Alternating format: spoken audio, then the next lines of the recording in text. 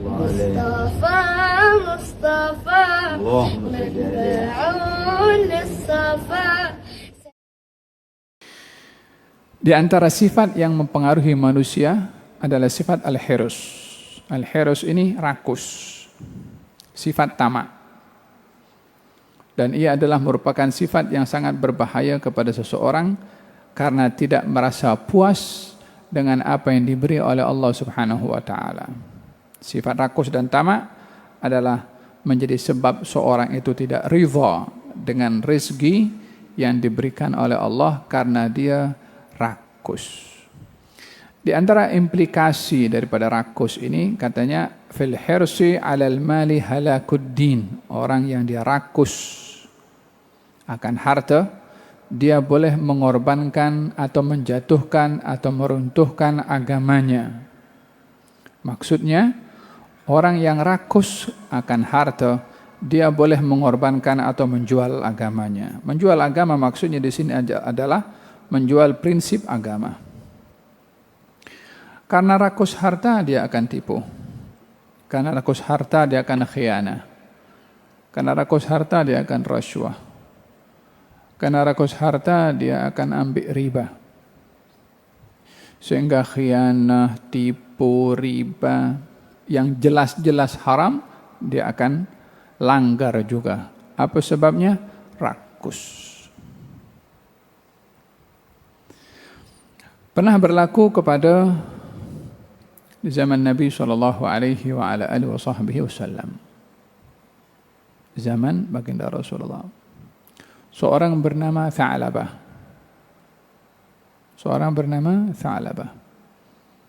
Dia hidup dalam keadaan miskin. Kemudian dia datang kepada Rasulullah dan mengatakan, "Ya Rasulullah, doakan saya jadi orang kaya." Nabi mengatakan, "Ya Tha'labah, qalilun tashkuruhu khairun min kathirin la tutiquh." Tha'labah, kamu diberi rezeki sedikit, kamu cukup qanaah. Lebih baik daripada kamu diberi banyak, kamu tak mampu nak pikul. yakni akan menjadi rakus. Dia paksa juga, "Ya Rasulullah, doakan saya." Kata Rasul, mengatakan Rasulullah kepada, "Kamu tak ada contoh ke? Aku ini miskin, susah macam kamu juga. Contohlah dengan aku, cukup syukur." Dia tak mau juga, dia paksa juga, kan?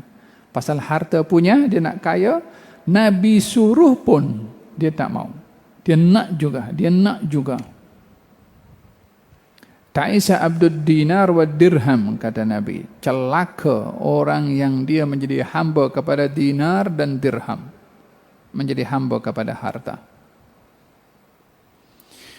Last kali Tha'labah paksa, Nabi angkat tangan, "Ya Allah, bagilah Tha'labah harta." Pasal itu yang dia nak, bukan nak apa yang Allah mahu kepada dia, apa yang Nabi mahu kepada dia. Dia nak apa yang dia mahu. Falhasil, dia beli kambing jantan dan betina beranak pinak macam ulat katanya. Tahu anak ulat kalau beranak sekali beranak itu banyak. Kambingnya Tha'labah macam tu. Banyak. Hatta mala al-wadiya, di antara dua gunung itu dipenuhi dengan kambingnya Tha'labah. Tha'labah ini pernah mengatakan kepada Rasulullah, katanya, "Ya Rasulullah, kalau saya kaya, saya akan bersedekah. Kalau saya kaya, saya akan infak." Sampai direkod oleh Allah Subhanahu wa taala dalam Al-Qur'anul Karim, "Wa minhum man ahadallaha la in atana min fadlihi lanasaddaqanna wa lanakunanna minas salihin falamma atahum min fadlihi bakhilu bih wa tawallaw wa hum mu'ridun fa'aqabahum nifaqan fi qulubihim ila yaumi yalqawnahu bima akhlafu Allah ma wa'aduhu wa bima kanu yakdzibun." Ada di antara mereka orang yang dia mengatakan, berjanji kepada Allah, "Kalau saya diberi anugerah banyak harta oleh Allah, saya akan bersedekah dan saya akan menjadi orang yang saleh. Ketika Allah bagi kepada dia harta yang banyak, kedekut dia dengan hartanya dan berpaling daripada apa yang dia janjikan dulu. Kalau kaya nak bagi apa, nampak duit banyak, zero banyak, tukar pula dia. Dan ini fitnah yang amat berbahaya adalah fitnah duit, fitnah harta. Tiba waktu untuk mengeluarkan zakat. Ini kan tadi sudah beritahu, kalau saya kaya saya nak bagi. Berlalu beberapa waktu, tiba waktu untuk mengeluarkan zakat. Maka Nabi hantarkan 2 orang untuk datang pergi tempatnya Tha'labah supaya Tha'labah keluarkan zakat. Ini kan wajib, bukan lagi sedekah sunnah. Ini sedekah wajib, haknya kaum fakir miskin daripada zakat itu. Datang kepada Tha'labah. Kata Tha'labah, mana surat yang kamu diutus? Yani kalau kamu ambil zakat betul, mana suratnya? Tunjukkan suratnya. Yani ada macam cop itu daripada Rasulullah SAW. Dia kata, aku nak pikir dulu. Ini macam jizyah lah, dia kata. Tahu jizyah? Tax. Ya kan? Kalau zakat itu kan syarif. Itu hak orang fakir miskin. Dia tak lagi kata ini zakat. Ini macam tax lah. Maka dia pun aku nak pikir dulu. Kamu pergi cari yang lain dulu, nanti patah balik dengan kamu. Dia pikir pasal apa? Yalah, dia punya kambing itu banyak kan. Kalau 40 ekor, 1 ekor. Kalau 400.000 ekor. Orang kalau punya duit 100.000, keluar zakatnya 2.500, betul? 2.500. Pajak mata okey lah. Kalau 1 juta, 25.000. Kalau 100 juta, kalau 1 bilion, juta-juta nak keluar zakat, dia pikir juga. Faham tak? Bakhilu, kedekut. Dah banyak duitnya, kedekut. Apa sebabnya? Rakus, tamak, tak syukur dengan rezeki yang diberi oleh Allah Subhanahu wa taala. Oleh sebab itu, siapa orang paling kaya? Bukan orang banyak duit. Orang yang paling kaya, orang yang merasa cukup dengan apa yang dia ada. Qanaah dengan apa yang Allah kasih. Jangan merasa hina kalau keretanya kancil. Jangan merasa hina karena naik motosikal. Berhadapan dengan orang naik BMW atau naik lampu gini. Anda kena mesti kaya dengan rezeki yang Allah kasih. Orang dibagi rezeki BMW, Anda dikasih rezeki dengan kancil. Yang bagi rezeki, sudah bagi rezeki macam tu, merasa hebat dengan apa yang ada. Kenapa mesti merasa kecil dengan harta dimiliki lebih oleh orang lain? Kalau begitu, kalau kita merasa kerdil di hadapan orang kaya, sama-sama kita miskin dengan orang itu. Karena ukurannya mengukur kekayaan orang lain. Tapi kalau kita merasa kaya dengan apa yang diberi oleh Allah Subhanahu wa taala, berapapun yang Allah kasih, saya alhamdulillah bersyukur dengan rezekinya Allah. Faham tu? Tha'labah sudah berpikir macam tu, khalas. Tiba waktunya sampai orang yang dihantar oleh Nabi itu untuk ambil zakat, tak dapat daripada Tha'labah. Orang 2 orang tadi yang di atas, ya dihantar oleh Nabi sebagai amil, balik kepada Nabi, Nabi nampak daripada jauh tak ada banyak kambing. Maknanya Tha'labah tak keluarkan zakatnya. Kata Nabi, wahai Tha'labah, celaka Tha'labah, celaka Tha'labah. Turun ayat tadi dalam surat At-Taubah yang melarang Nabi untuk mengambil zakat daripada Tha'labah. Ini zakat lah, bukan sedekah, bukan hadiah. Zakat itu sudah wajib. Itu pun tak nak keluar. Apa sebab? Rakus. Berapa banyak di zaman kita sekarang orang punya duit tapi tak tahu hukum zakat? Berapa banyak orang yang dia punya harta tak mau tahu tentang zakat karena khawatir nak keluarkan zakatnya banyak? Berapa banyak di zaman kita sekarang orang yang banyak harta, kemudian dia pusing-pusingkan hartanya supaya tak keluarkan zakat? Ada guna hilah, macam mana hilah kan? Aku daripada bagi zakat kan, banyak aku punya zero dekat bank tu kan. Dia bagi kepada anaknya. Aku hadiahkan kepada engkau harta aku semua. Aku sudah miskin, tak punya duit. Mana duitnya? Bagi kepada anaknya. Dah selesai berlalu waktu punya haul, ambil balik daripada anaknya duitnya. La haula la quwwata illa billah. Kaya balik. Dia nak tipu Allah Subhanahu wa taala. Wallahi dia tipu dirinya sendiri lebih teruk daripada ditipu orang. Orang kena tipu orang lain tidak lebih teruk daripada orang tipu dirinya sendiri. Karena kalau orang ditipu dirinya sendiri, dirinya memperbodoh dirinya sendiri. Mana ada orang lebih bodoh daripada orang itu? Tapi ada yang buat atau tidak? Ada. Siapa? Ya orang bodoh. Imannya tak ada. Lemah. Apa sebabnya? Rakus. Walihada kata Imam Al-Haddad di sini mengatakan, fil hirsi, sifat rakus itu halakun fil din, halakun din. Dalam rakus itu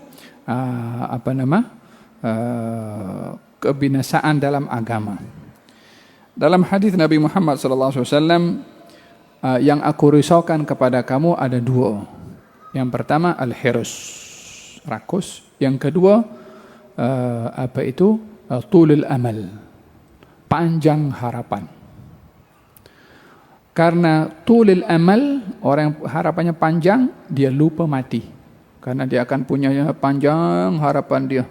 10 tahun ke depan, 100 tahun ke depan, 200 tahun ke depan, dia pikirnya panjang. Dia tak pikir mati. Adapun fil hirs,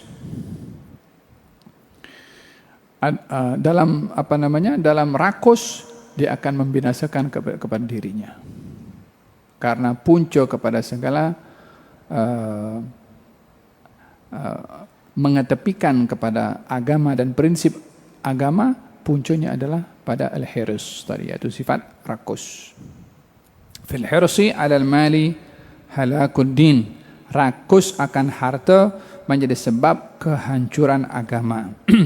Wa fil hirsi 'alal jah, tapi rakus pada kedudukan, halakud dini wal mal jami'an. Dia menjadi sebab hancur atau binasanya agama dan harta. Dua-dua sekali. Yakni lebih teruk lagi. Yakni ingin dibagikan di sini, orang ada rakus kepada harta, ada orang rakus pada kedudukan. Orang yang rakus pada harta, dia akan korbankan prinsip agama. Tapi dia dapat harta. Macam Sa'labah tadi. Hartanya dia ada.